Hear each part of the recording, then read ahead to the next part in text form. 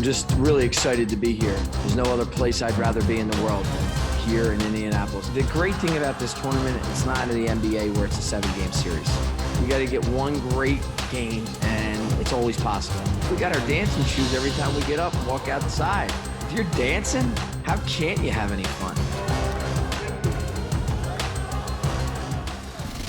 If there is a positive from the pandemic, it's the reality that most of us have a greater appreciation of family, friends, and neighbors.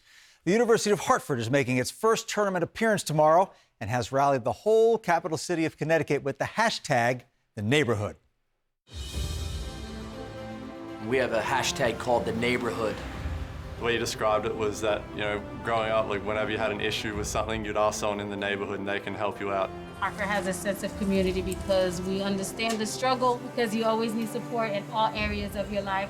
The neighborhood means to us as a team just a family, a brotherhood, someone you can call on. Your neighbors are really most important in your family, and being tight-knit, being able to communicate with them right now in this tough time and carrying us through the rest of this pandemic. I think the relationship that we all have, we're all brothers, and it's a really good bond. It's hard to kind of explain. So I think that's what will separate us from other teams. Well, a lot of them come in here and they're a bunch of good kids. You want to know your neighbors. You want to have some kind of relationship with them.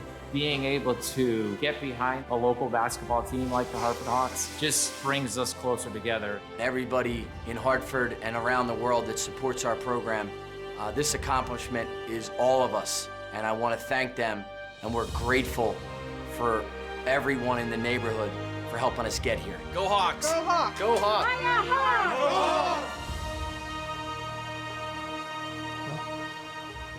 Hartford is in the midst of perhaps its best season in program history, boasting the highest winning percentage since the Hawks joined the Division I ranks. And joining us now is the man in charge, Hartford head coach John Gallagher. Coach, first of all, thank you for joining us. Secondly, congratulations to you. And thirdly, how do you keep everybody from being giddy about this first ever appearance in the national championship tournament?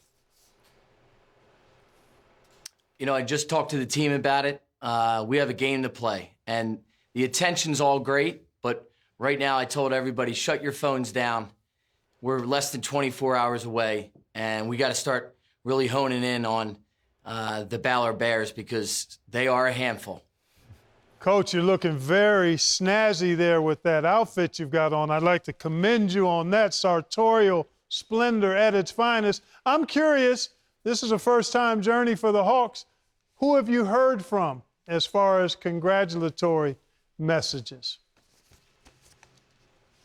My motley crew of coaches that we get on Zooms with, Jeff Van Gundy, Fran Dunphy, one that I didn't know him very well, but he reached out, very touching, Lon Kruger. Wow. He wrote me a really classy text. Nice. And that's the one that stood out.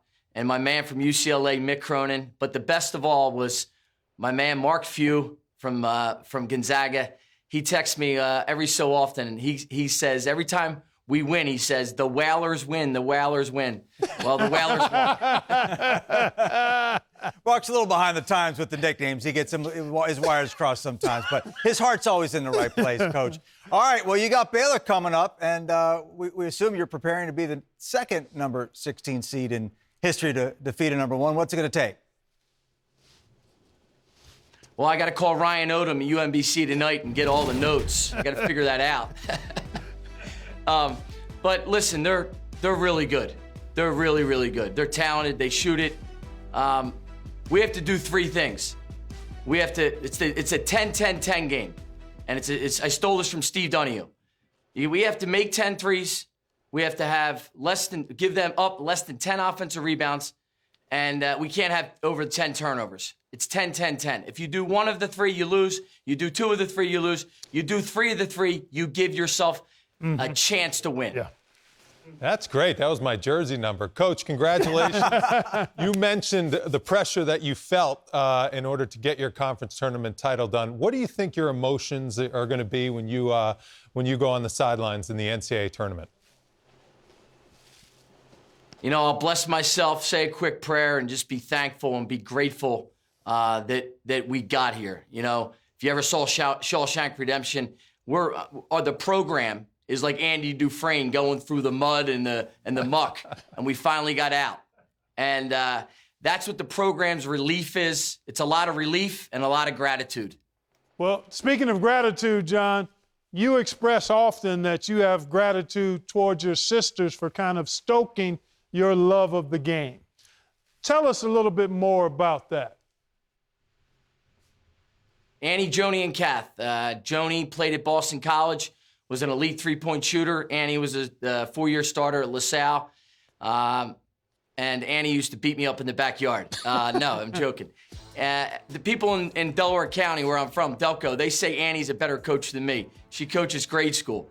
But what do I say? They really taught me how to play early on, competitiveness. I'm the youngest of 50-some first cousins, all Irish Catholic, and we're a competitive family. So, but my three sisters really hammered me home that winning matters. Mm-hmm. Nice. Coach, I have an older sister, Marlo, too. She beat me up, too, so we have that in common.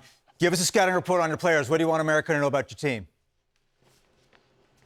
Tracy Carter, as one of the prognosticators said, could be the best defender in the tournament. No joke. Transfer from Marquette and LaSalle.